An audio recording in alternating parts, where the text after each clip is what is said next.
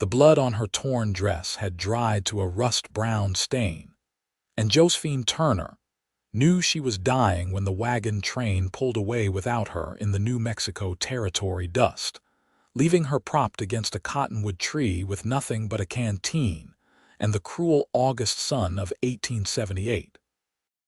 She had begged them to leave her behind after the fever took hold 3 days prior, after the arrow wound in her shoulder had festered despite their efforts to clean it.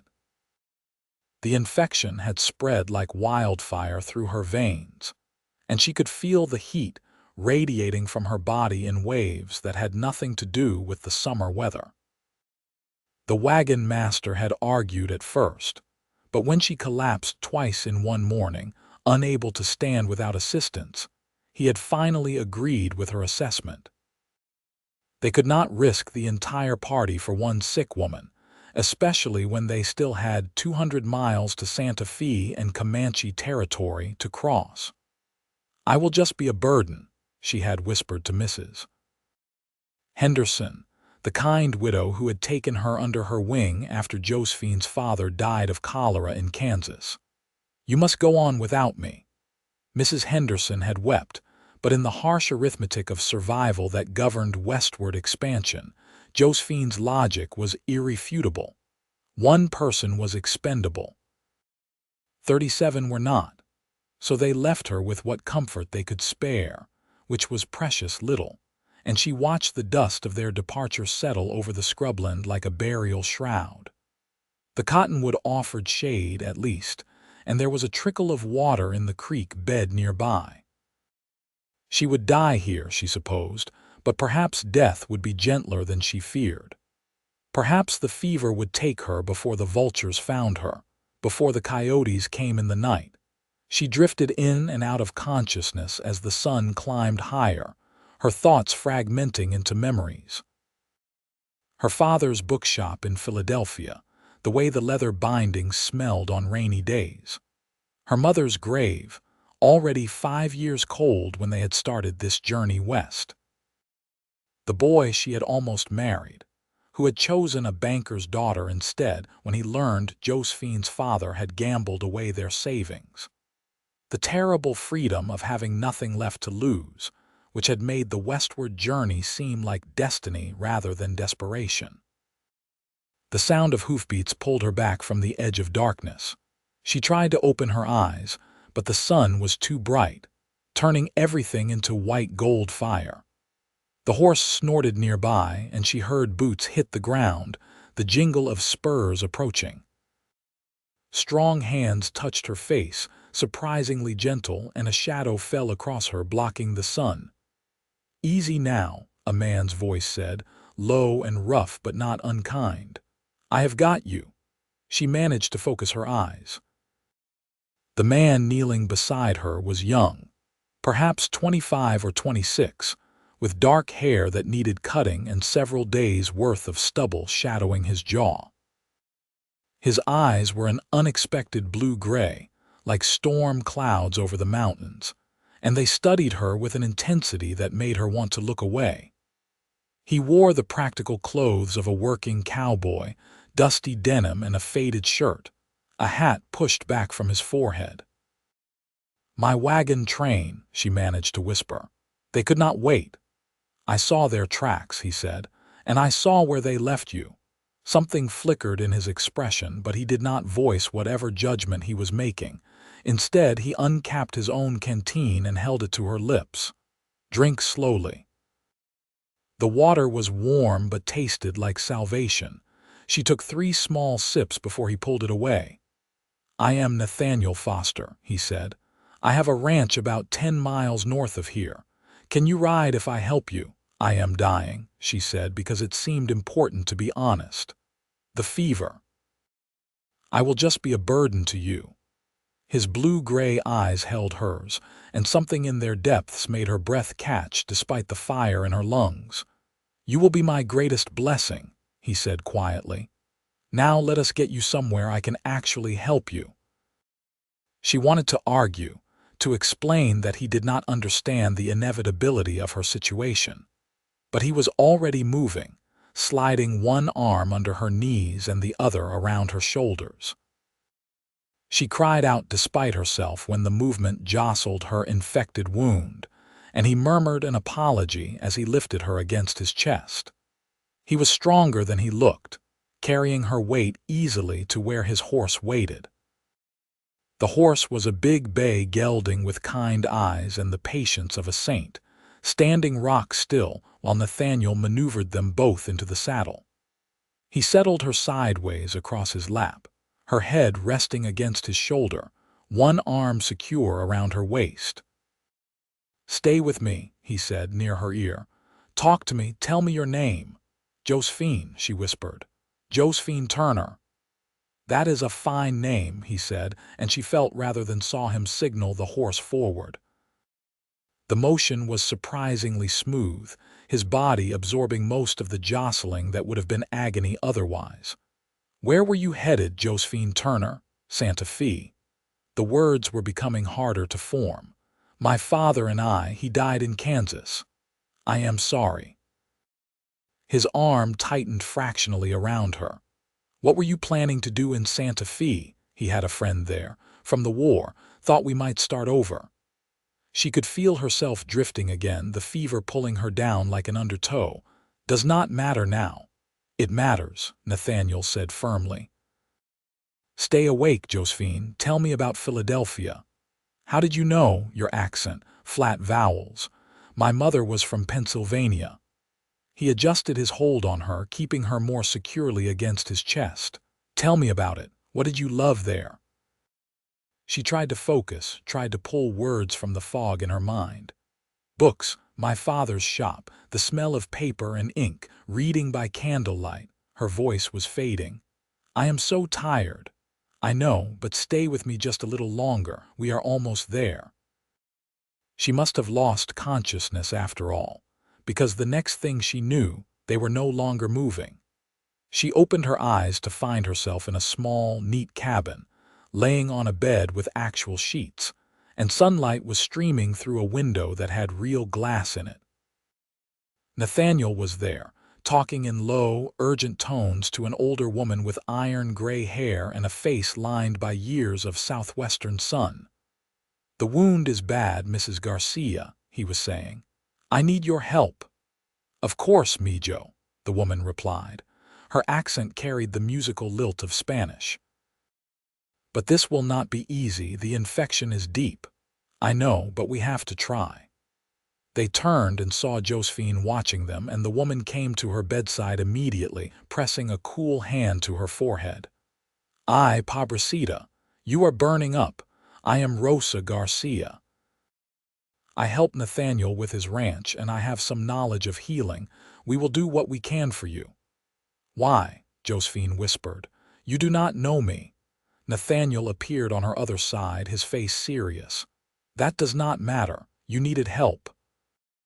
We are not the kind of people who leave others to die alone."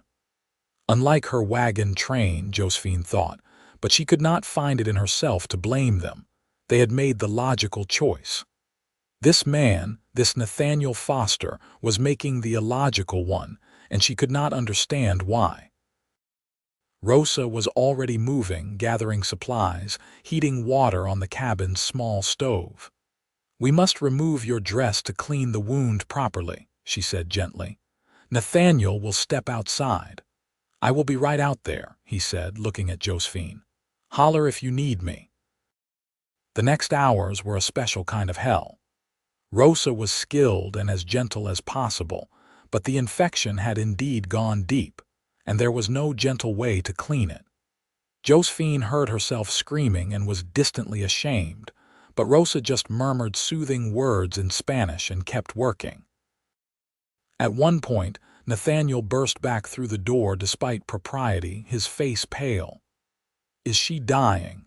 "Not if I can help it," Rosa said grimly. "But she is in terrible pain. Hold her still while I finish." He did, his strong hands gripping Josephine's uninjured shoulder and her wrist, his face close to hers. "Look at me," he commanded. "Just look at me. It will be over soon." She fixed her eyes on his, those stormy blue-gray depths, and held on to them like a lifeline while Rosa completed her work. When it was finally done, Rosa applied a poultice that smelled strongly of herbs Josephine did not recognize, then wrapped the wound in clean bandages. "Now we wait," Rosa said, wiping her hands. "The next 2 days will tell us if she will live. She needs rest, fluids, and we must keep the fever down." "Whatever she needs," Nathaniel said. They took turns sitting with her, Rosa during the day and Nathaniel at night. In her more lucid moments, Josephine tried to understand this strange sanctuary she had stumbled into. The cabin was small but well built, with a sleeping loft above and a main room that served as kitchen, dining area, and parlor all at once. Through the window, she could see a barn, a corral with several horses, and rolling rangeland that stretched toward distant purple mountains. On the second night, when the fever was at its worst, she woke to find Nathaniel sitting beside the bed, reading by lamplight. He looked exhausted, dark circles under his eyes, his hair even more disheveled than when he had found her. "You should sleep," she rasped. He looked up, immediately setting the book aside and reaching for the water pitcher. "So should you. Here, drink." He helped her sit up enough to sip from the cup, and she noticed the book he had been reading was Dickens. "Great Expectations," she said. "My favorite. Mine, too." He smiled, and it transformed his serious face into something warmer. "Rosa says you turned a corner this afternoon. The infection is responding to her treatment. I am going to live. Looks that way." He settled her back against the pillows, his touch careful. "You are stronger than you think, Josephine Turner." She did not feel strong. She felt wrung out and weak as a kitten, but she was alive, which was more than she had expected 3 days ago. "Why did you do this? You could have just ridden past." Nathaniel was quiet for a long moment, his gaze distant. 2 years ago, my brother got injured while we were moving cattle. Got thrown from his horse, broke his leg bad. I was alone, trying to figure out what to do, and a stranger stopped to help. Stayed 3 days while we waited for the doctor to arrive from Santa Fe. Never asked for anything in return." He looked at her. "My brother lived because of that stranger's kindness. I have always figured I owe the universe a debt for that. When I saw you under that cottonwood, I saw my chance to pay it back. You saved my life because of a debt to a stranger." "No," he said softly. "I saved your life because it was the right thing to do. The debt just meant I did not hesitate." He stood, stretching. "Now get some rest. Rosa will have my hide if you do not sleep."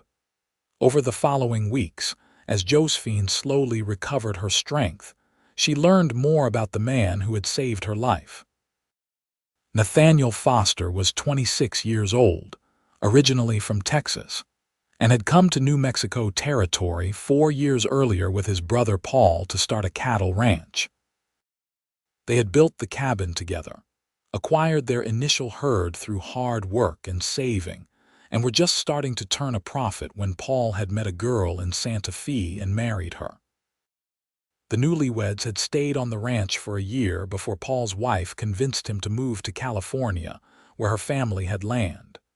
Paul had left his half of the ranch to Nathaniel, who had been running it solo with Rosa's help ever since. "You miss him?" Josephine asked one afternoon. She was sitting outside for the first time, in a chair Nathaniel had carried out for her, watching him work on repairing a fence rail. "Every day," he admitted, driving a nail with practiced efficiency. "But he is happy. He has a baby daughter now, my niece. I have never even met her." "That must be hard," he shrugged. "It is the way of things out here. Families scatter. You go where the opportunities are." He looked at her. "Is that why you and your father left Philadelphia?" She nodded, pulling the shawl Rosa had loaned her tighter around her shoulders. Though it was September now and still warm during the day, the evenings were getting cool. "My father had debts.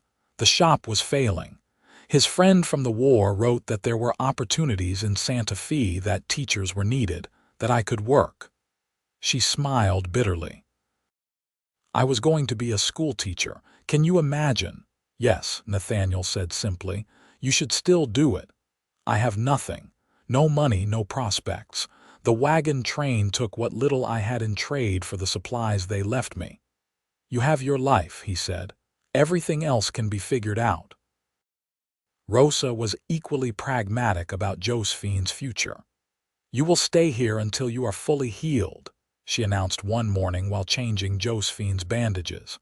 The wound was closing cleanly now, no longer angry and inflamed. After that, we see what opportunities Santa Fe offers. I have cousins there, they will help. I cannot impose on you people any longer, Josephine protested. You have already done so much. You are not an imposition. Rosa's tone brooked no argument. Nathaniel needs help with the ranch. I am getting too old to do all the things that need doing. You will work, you will earn your keep, and when you are ready, you will decide what comes next. So Josephine stayed. By mid-September, she was strong enough to help with light chores. Rosa taught her how to cook on the wood stove, how to preserve vegetables from the garden, how to churn butter and bake bread. She learned which herbs grew wild on the rangeland and how to use them for medicine and cooking. She fed the chickens, gathered eggs, and slowly, carefully began to feel useful again. Nathaniel treated her with unfailing courtesy, but he was often gone from dawn until dusk, riding out to check on his cattle, maintain the property, hunt for meat. When he was at the cabin, he was quiet, thoughtful, reading in the evenings or doing the endless small repairs that ranch life required. Josephine found herself watching him more than she should, noticing the careful way he moved, the unexpected gentleness in his weathered hands, the rare smiles that lit his serious face. One evening in early October, he came back to the cabin with blood on his shirt and a grim expression. Rosa immediately went into motion, heating water, gathering bandages, but Nathaniel waved her off. It is not my blood. Found one of my cows dead, torn up by something. Mountain lion, probably. He scrubbed a hand over his face. I am going to have to hunt it before it kills again. That is dangerous, Josephine said before she could stop herself. He looked at her, something warming in his eyes at her concern. It is necessary, but I will be careful, I promise. He left before dawn the next morning with his rifle and enough supplies for 3 days. Rosa went about her business as usual, but Josephine found it impossible to concentrate on anything.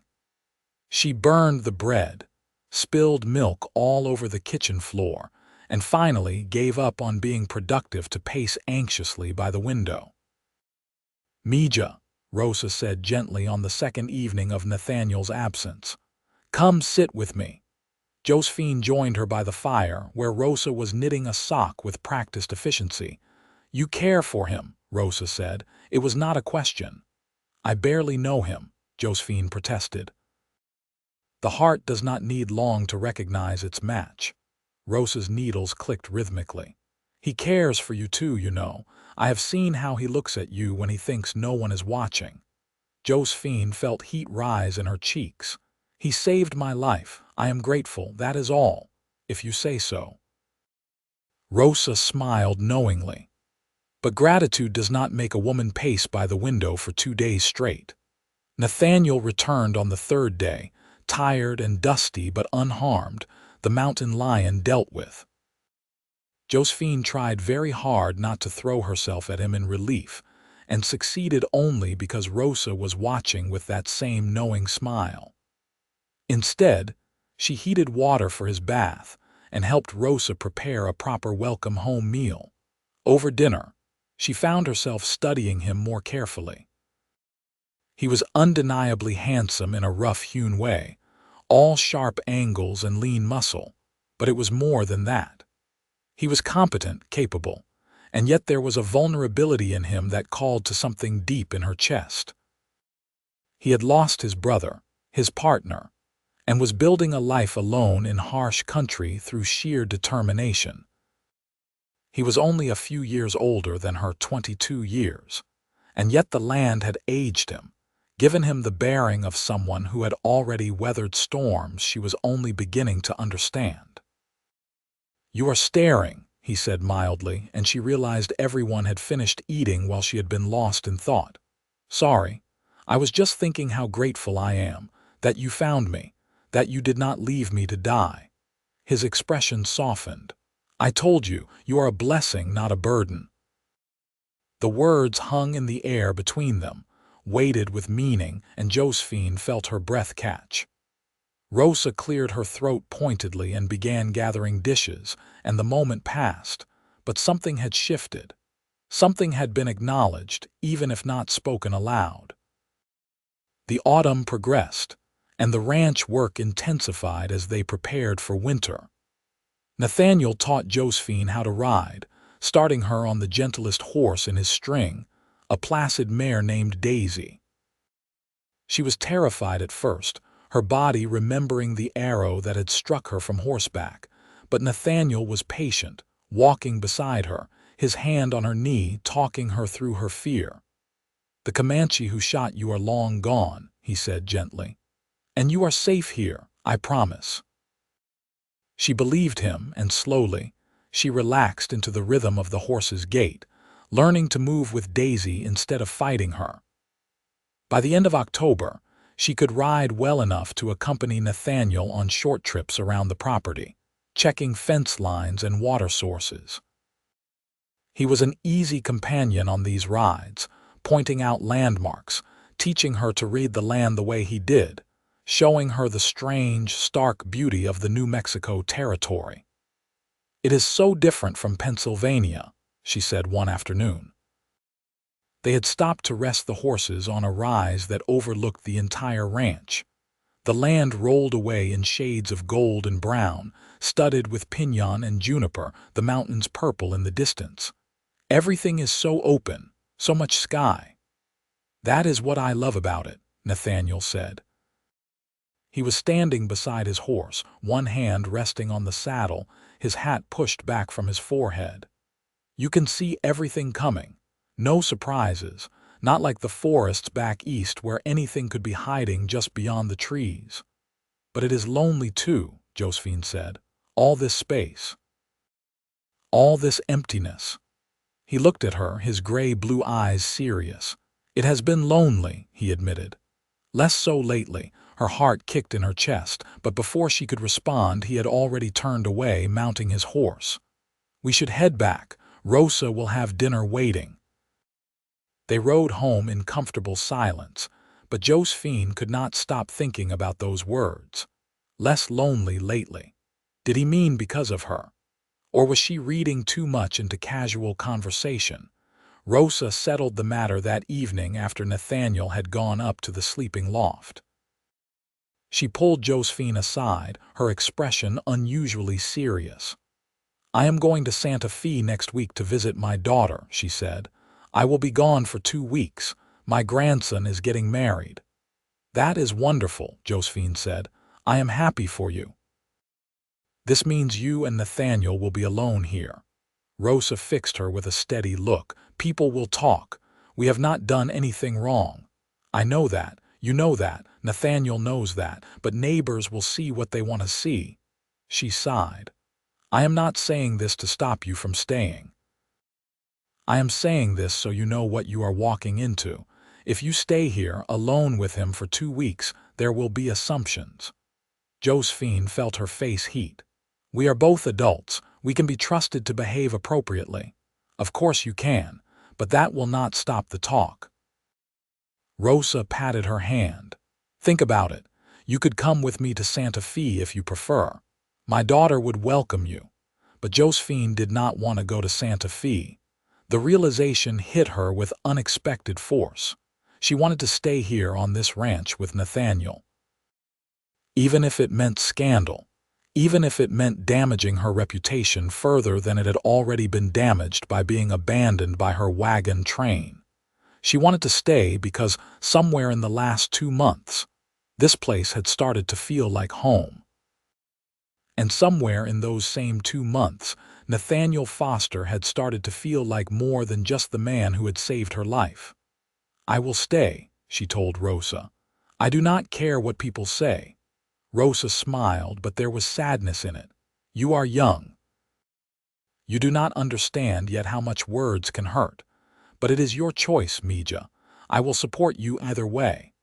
Nathaniel was less sanguine about the situation when Rosa informed him of her plans. "Then Josephine should go with you," he said firmly. "I will not have her reputation ruined because of me." "My reputation was ruined the moment my wagon train abandoned me," Josephine interjected. They were all sitting at the dinner table, the remains of Rosa's excellent chicken stew cooling on their plates. "No decent person will want anything to do with me regardless. At least here I am useful. I am earning my keep." "That is not true," Nathaniel protested. "You were injured, sick. They did what they thought they had to do." "They left me to die," Josephine said flatly. "You did not." "That tells me everything I need to know about who the decent people are." He looked at her for a long moment, something complicated moving in his expression. "You are sure about this?" "I am sure." "Then it is settled," Rosa said, sounding satisfied. "Josephine will stay. You will both behave yourselves. And when I come back, we will deal with whatever consequences arise." Rosa left on a cool November morning, driving a wagon borrowed from a neighboring ranch, her bags packed and her warnings repeated one final time. Josephine and Nathaniel stood together watching her go, and when the wagon disappeared over the rise, Josephine felt a flutter of nervousness. They were truly alone now, no chaperone, no buffer. Nathaniel must have felt it too because he cleared his throat awkwardly. "I should get to work," he said. "There is a fence down in the south pasture. Do you want help?" He looked surprised but pleased. "If you are up for it, it is a fair ride." They saddled the horses and headed out, and Josephine found she enjoyed the work, holding post steady while Nathaniel hammered, learning to stretch barbed wire without cutting herself, seeing the tangible results of their efforts. They worked well together, she realized, falling into an easy rhythm, communication becoming almost wordless. "You are a natural at this," Nathaniel said as they were packing up their tools. The sun was starting to lower, painting the sky in shades of orange and pink. "You sure you were meant to be a school teacher?" Josephine laughed. "I never thought I would enjoy physical labor, but there is something satisfying about it. You can see what you have accomplished." "That is what I have always loved about ranching," he agreed. "It is honest work. The land does not lie to you. If you take care of it, it takes care of you." They rode back as the stars were coming out, and Josephine realized she felt more content than she had in years. Maybe ever. There was something about this life, hard as it was, that spoke to something in her soul.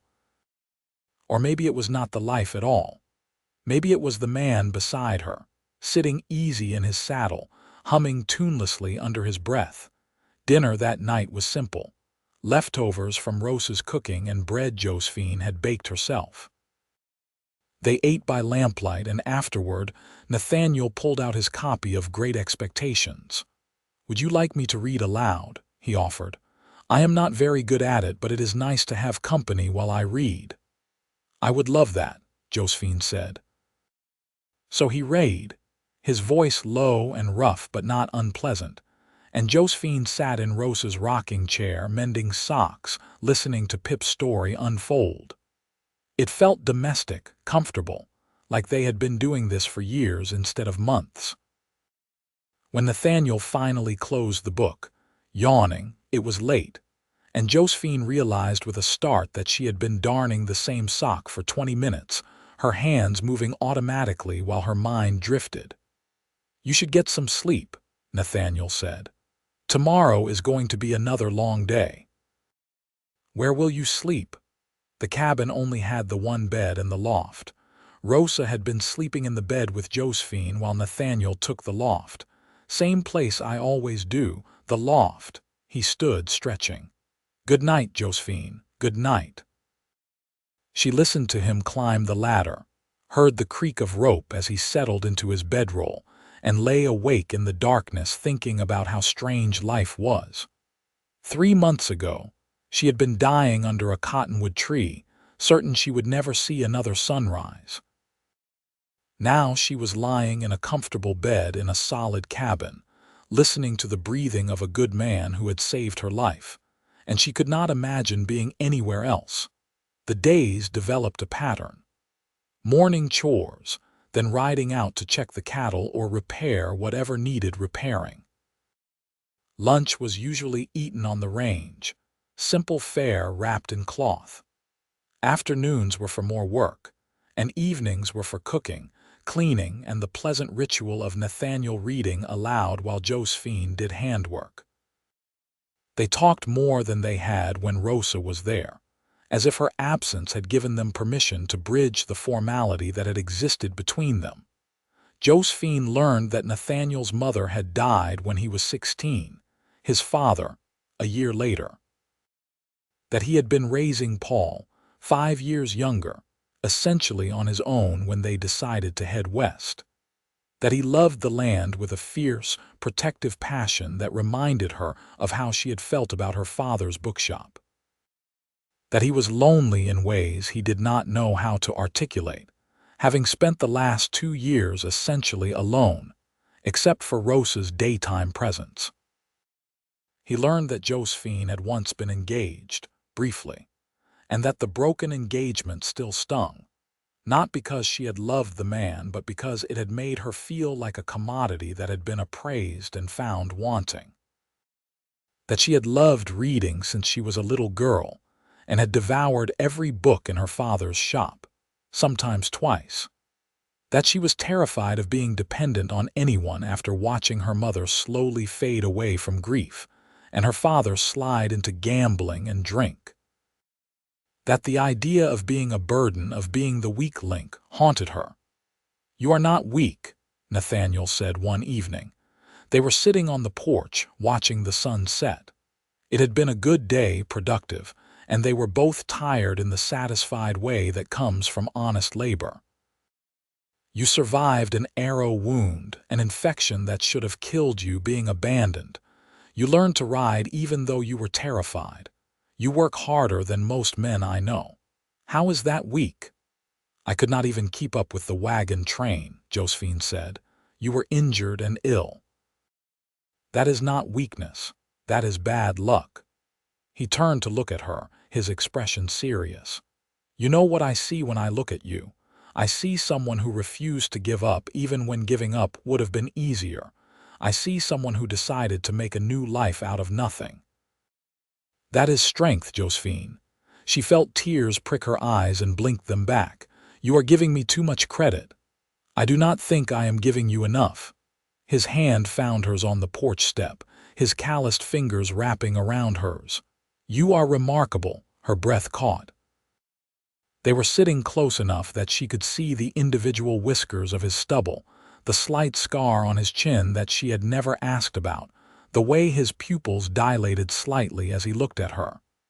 The air between them felt charged, heavy with possibility. "Nathaniel," she whispered. "I know," he said. "I know we should not. I know it is too soon, too complicated, but I cannot stop thinking about you. I cannot stop wanting," he broke off, shaking his head. "I am sorry. That was inappropriate."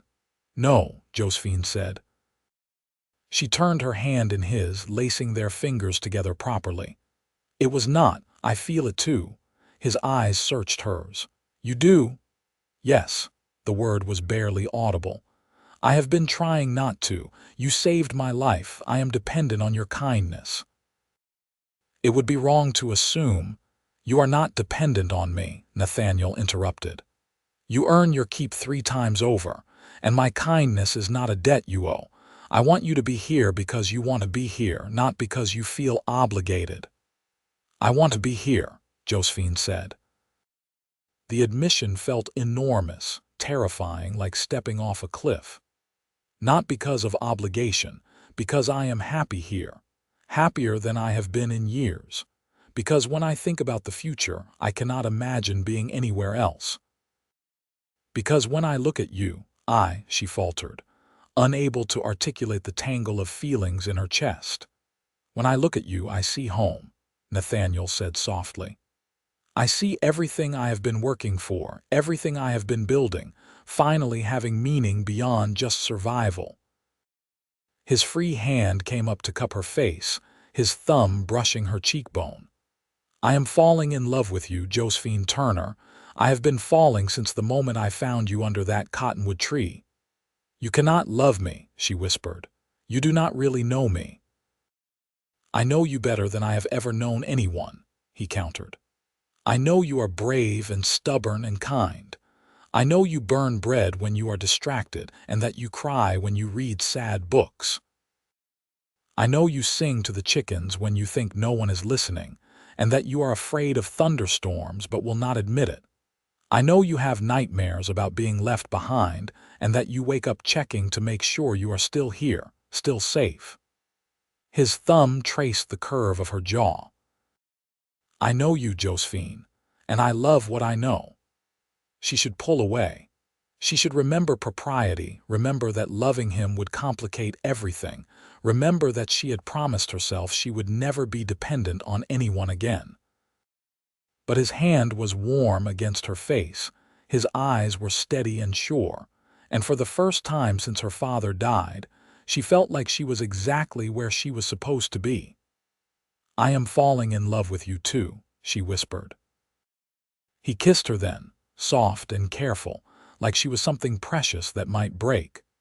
Josephine felt warmth bloom in her chest, spreading through her whole body, chasing away the last lingering shadows of fear and doubt.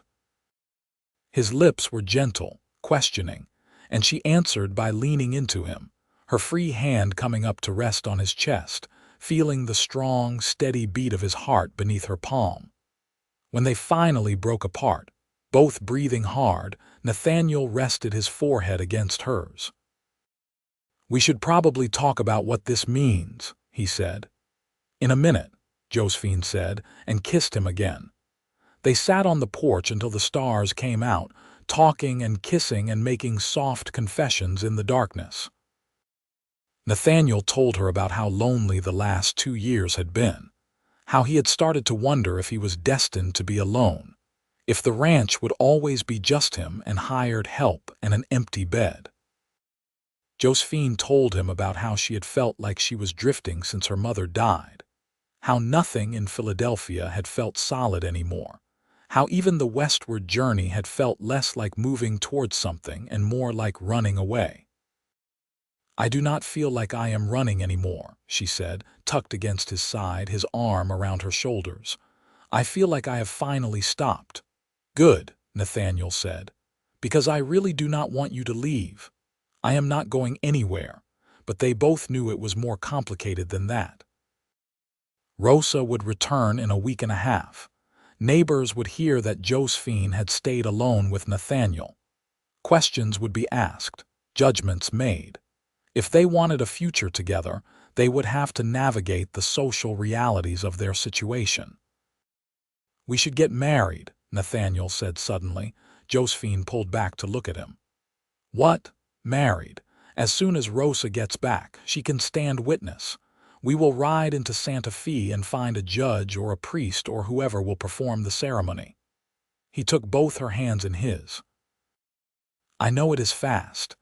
I know people will say we are being foolish. But I know what I want, Josephine. I want you. I want a life with you. I want to wake up every morning knowing you are here, that you chose to be here, that we are building something together. Nathaniel, if you need time, I understand. I am not trying to pressure you, but I have been alone long enough to know when something is right. And you are right. You are so right it hurts. Josephine felt tears spilling down her cheeks. Yes, she said. Yes, I will marry you. His smile was like the sun coming up, brilliant and warm, and he kissed her again, deeper this time with promise and passion. When they finally went inside, both giddy and breathless, everything had changed. They were not two people sharing a cabin. They were two people planning a future. The next 10 days passed in a blur of happiness. They still worked hard, but everything felt lighter, easier, infused with joy. Nathaniel held her hand while they rode, stole kisses when they thought the cows were not watching, talked late into the night about their plans.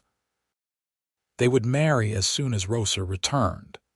They would expand the ranch, maybe buy more land. Someday, they would have children, a whole houseful if Josephine wanted. They would build a bigger house with a real parlor and maybe even a library for Josephine's books. "I do not have any books," Josephine pointed out, laughing. "Then we will buy you some, every book you want." Nathaniel was serious. "I want you to have everything that makes you happy." "I just need you," she said. "Everything else is just details." When Rosa returned, they were waiting on the porch together, Josephine's hand firmly in Nathaniel's. Rosa took one look at them and burst out laughing. "Well," she said, climbing down from the wagon with the help of a neighbor who had given her a ride, "I suppose I should not be surprised." "When is the wedding?" "As soon as we can arrange it," Nathaniel said. "Will you stand witness for us?" "Of course, Mijo, of course." She hugged them both, tears in her eyes. "I am so happy for you. You are good together." They rode to Santa Fe 3 days later, all three of them, in the wagon Rosa had borrowed. The journey took 2 days, camping overnight in spots Nathaniel knew were safe. Santa Fe was bigger than Josephine had expected, bustling and multicultural.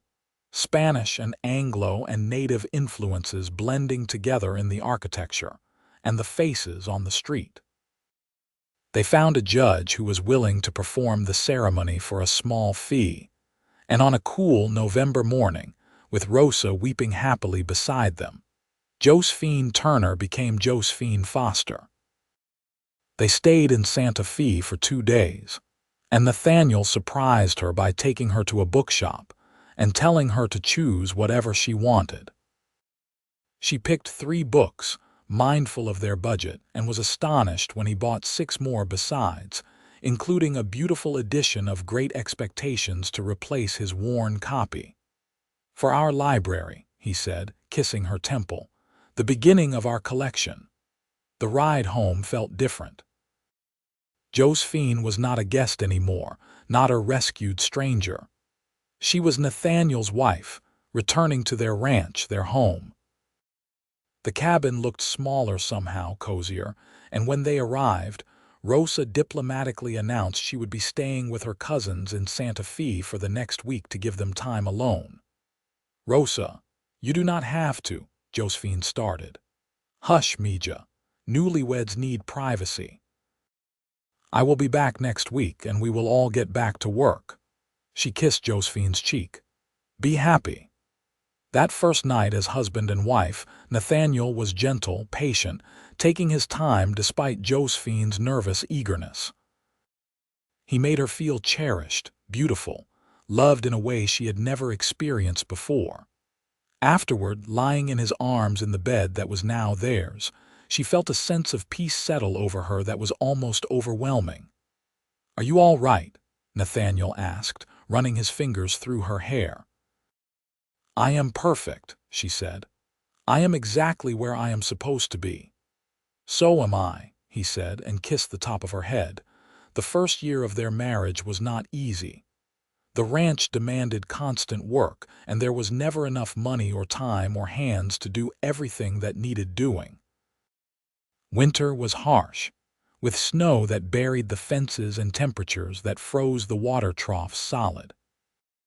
They lost 3 head of cattle to wolves and spent 4 terrifying hours searching for each other during a blizzard when Nathaniel had gone to check on the herd and Josephine, panicking when he did not return, had gone looking for him. When they finally found each other, both frozen and exhausted, Nathaniel held her so tightly she could barely breathe. "Never do that again," he said fiercely. "Never risk yourself like that. "You are my husband," she said through chattering teeth. "I will always come looking for you." They made it through the winter, and spring brought new challenges. Calving season was brutal, with long nights in the barn helping cows deliver, losing some calves despite their best efforts, the constant anxiety of predators and disease. But it also brought new life, new hope, and the satisfaction of seeing their herd grow. Rosa remained a constant presence, helping with the house and the cooking, offering advice and comfort when things got overwhelming. She was the grandmother Josephine had never had, the mother figure she had lost too young, and she loved Rosa for standing by them, for never judging, for accepting their unusual situation with grace.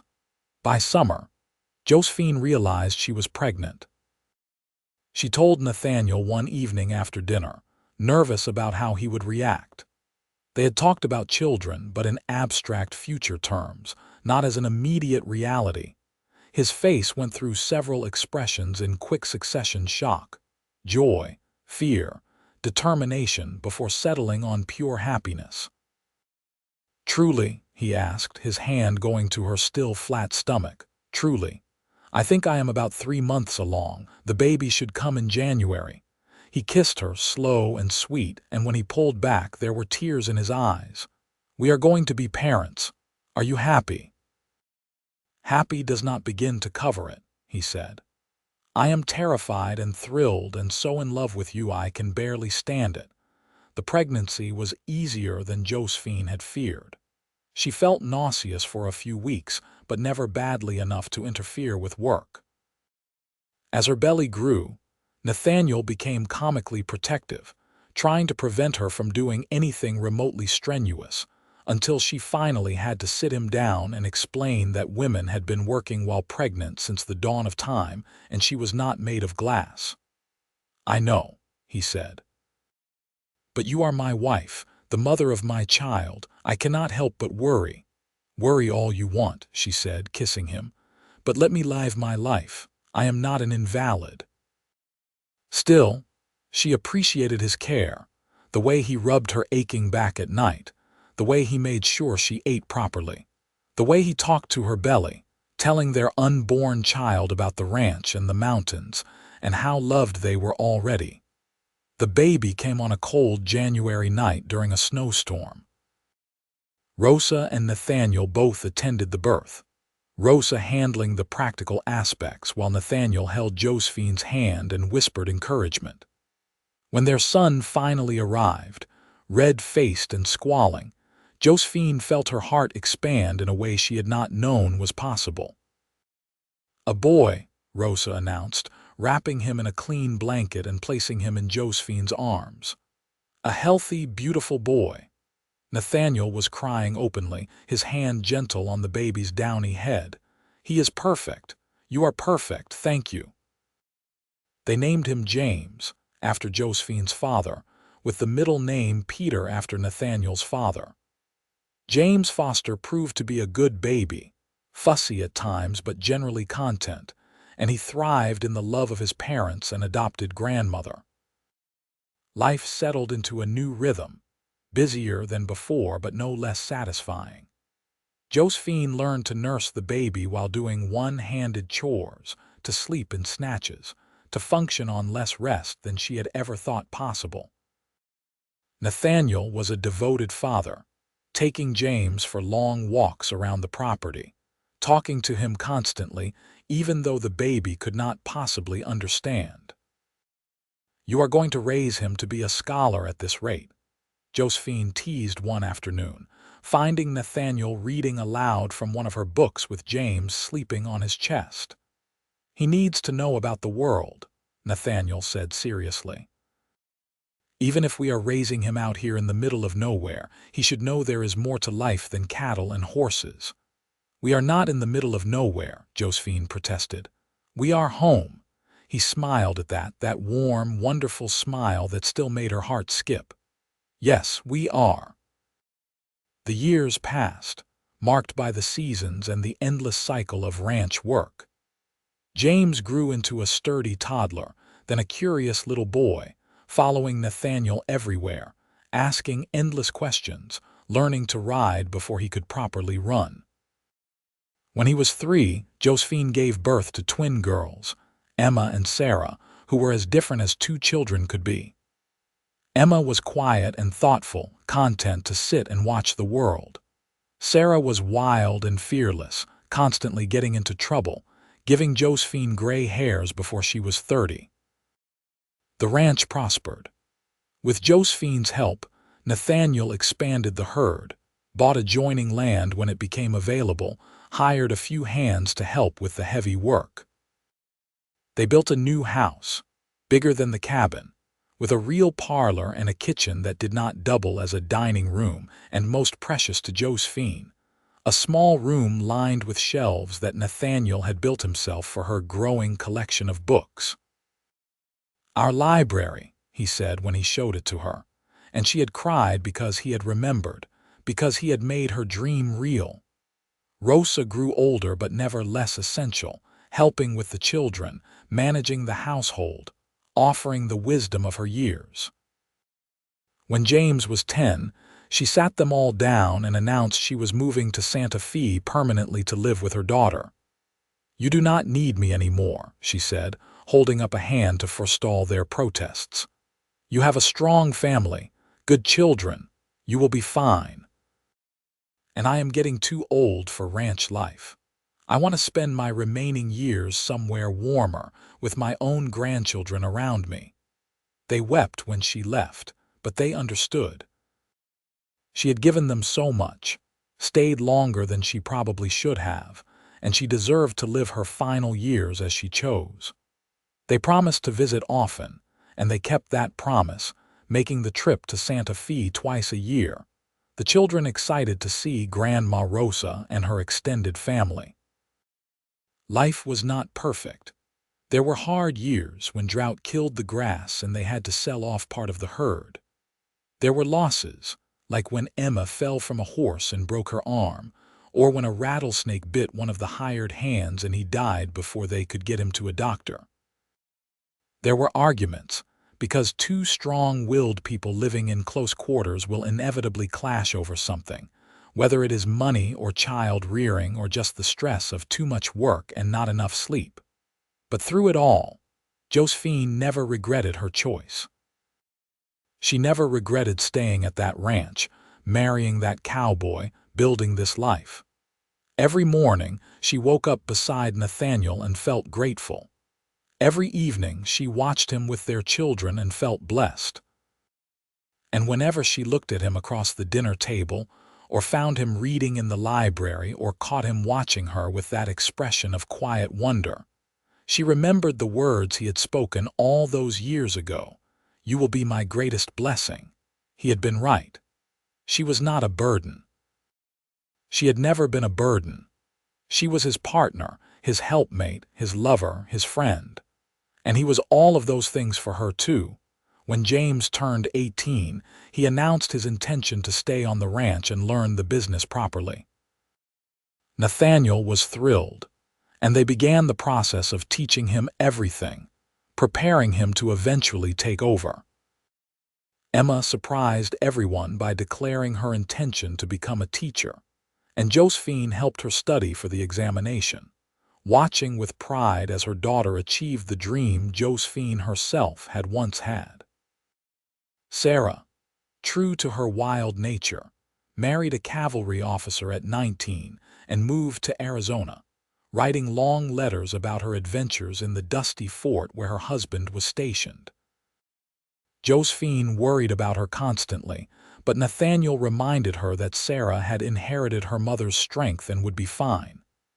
"She is like you," he said, "tougher than she looks, brave enough to build a life in hard places." The children grew and left, as children do, and suddenly it was just Josephine and Nathaniel again, older now, grayer, but no less in love. They celebrated their 25th wedding anniversary with a trip to Santa Fe, staying in the finest hotel, eating in restaurants, acting like newlyweds all over again. Rosa was still alive, 90 years old and sharp as ever, and she presided over the anniversary dinner like a queen, toasting their health and happiness with tears streaming down her lined face. "You made it," she said to them. "Against all odds, you made a good life." "We did," Nathaniel agreed, his hand finding Josephine's across the table. "The best life." They returned to the ranch, their home, and settled back into the comfortable rhythms of their days. Nathaniel was slower now, his joints stiff from years of hard work, and Josephine had her own aches and pains, but they still worked the ranch together, still rode together in the evenings, still found joy in the simple fact of each other's company. One evening, sitting on the porch of the house they had built, watching the sun set over the mountains they had come to love, Josephine turned to her husband and said, "Do you ever wonder what would have happened if you had ridden past that day? If you had not stopped?" Nathaniel considered the question seriously, as he considered everything. "No," he said finally. "I do not wonder. I cannot imagine a world where I did not stop. It would be like imagining a world without air or water. Impossible. Unthinkable. But you did not know me. You had no reason to help." "I had every reason."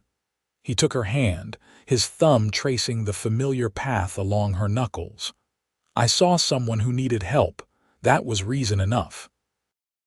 Everything else, falling in love with you, building this life, our children, our years together, that was all a gift I never expected but will be grateful for until my last breath." "I love you," Josephine said, the words as true now as they had been the first time she said them. "I love you too." He kissed her hand, courtly as any gentleman. "My greatest blessing." They sat together as the stars came out.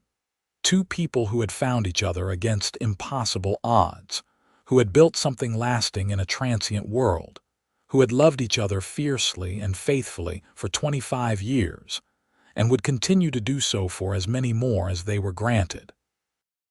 James and his wife eventually took over the ranch, and Nathaniel and Josephine moved into a smaller house on the property, staying close but giving the young couple room to make their own decisions. They became grandparents, and then great-grandparents, watching their family grow and spread across New Mexico territory and beyond. Emma brought her students to visit in the summers, city children who had never seen a cow, and Josephine delighted in teaching them about ranch life, sharing her books with the ones who loved to read. Sarah and her husband retired to the ranch after his military career ended, building a small house just over the rise, and the siblings were together again, older and wiser, their children playing together the way they once had. Rosa passed away peacefully in her sleep at 95, and they all mourned her, this woman who had been so instrumental in their lives. They buried her in the Santa Fe cemetery, next to her husband, and Josephine planted rose bushes on her grave, remembering all the kindness Rosa had shown to a dying stranger all those years ago. Nathaniel lived to see the New Mexico territory become a state in 1912, though he was old by then, his hair white, his body bent from decades of labor. But his mind remained sharp, and his love for Josephine never dimmed. He passed away in his sleep one winter night, holding her hand, at the age of 79. Josephine held him as he slipped away, whispering all the love words they had shared over their 50 years together, making sure he knew he was not alone, that he was loved, that he had been the greatest blessing of her life. She lived 3 more years without him, surrounded by family, spending her days in the library he had built for her, reading the books they had collected together, remembering. She told stories to her great-grandchildren about the cowboy who had saved a dying woman under a cottonwood tree, who had seen blessing instead of burden, who had built a life of love out of a chance encounter.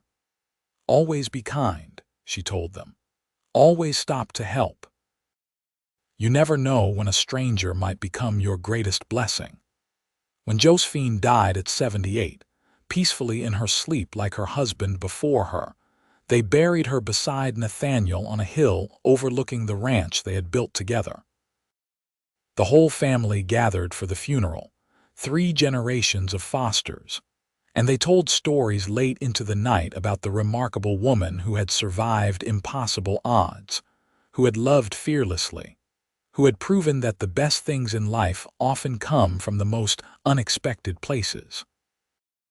James, now an old man himself with grandchildren of his own, stood at his mother's grave and remembered the stories she used to tell about how she met his father, about the wagon train that left her to die, about the cowboy who stopped when he could have ridden past, about the moment she said she would be a burden and his father replied that she would be his greatest blessing.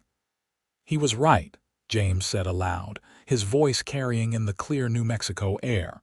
She was. They both were. The ranch continued, generation after generation, but the story lived on too. The story of Josephine and Nathaniel, of love found in unlikely places, of second chances and chosen family, of building something lasting in a hard land. And on warm summer evenings, when the family gathered on the porch of the big house, someone would always tell it again, keeping alive the memory of a love that had started with an act of kindness and lasted a lifetime. Years turned into decades, and the ranch changed with the times, but the house Nathaniel had built for Josephine still stood, and the library he had made for her books remained, filled now with volumes collected by their descendants. The cottonwood tree where he found her had long since died, but a great-grandson planted another in its place, with a small marker that read simply, "Here blessing was found." And in every generation, there were children who heard the story and believed in it, who looked for their own blessings in unexpected places, who understood that sometimes the best things in life come to those who stop to help, who love without conditions, who see possibilities instead of problems. The story of Josephine and Nathaniel became more than just family history. It became a legacy, a lesson, a promise that love could be found even in the hardest places if you were brave enough to reach for it. Their great-great-grandchildren still lived on the land they had claimed, still worked cattle under the same New Mexico sky, still watched sunsets over the same purple mountains. And sometimes, on quiet evenings, they swore they could feel the presence of their ancestors, that cowboy and his bride, walking together through the rangeland they had loved, their love story eternal as the land itself. The Foster Ranch prospered into the modern era, but it never forgot its origins, never forgot the woman who was abandoned and the man who stopped to help her. In the ranch office, hanging above the desk, was a portrait painted from an old photograph, showing a young man with serious blue-gray eyes and a young woman with a determined chin, standing together in front of a small cabin, their hands linked, their love evident in the way they looked at each other. Below the portrait was a plaque with an inscription that every foster child learned by heart. She said, "I will just be a burden." He replied, "You will be my greatest blessing." And from that moment, a legacy was born. It was a true statement, as true as any that had ever been spoken. Josephine had indeed been Nathaniel's greatest blessing, just as he had been hers. They had built something lasting, something real, something that endured long after they were gone.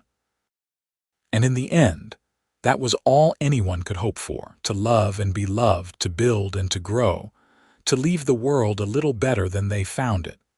The sun set over the Foster Ranch as it had for more than a century, painting the sky in shades of gold and crimson and purple. And if you listened very carefully, you might have heard the echo of laughter, of two people who had loved each other across decades, who had found each other when all hope seemed lost, who had proven that sometimes The greatest blessings come in the most unexpected packages. Their story ended as all stories must, but their love remained, woven into the land they had claimed, the family they had created, the legacy they had left behind.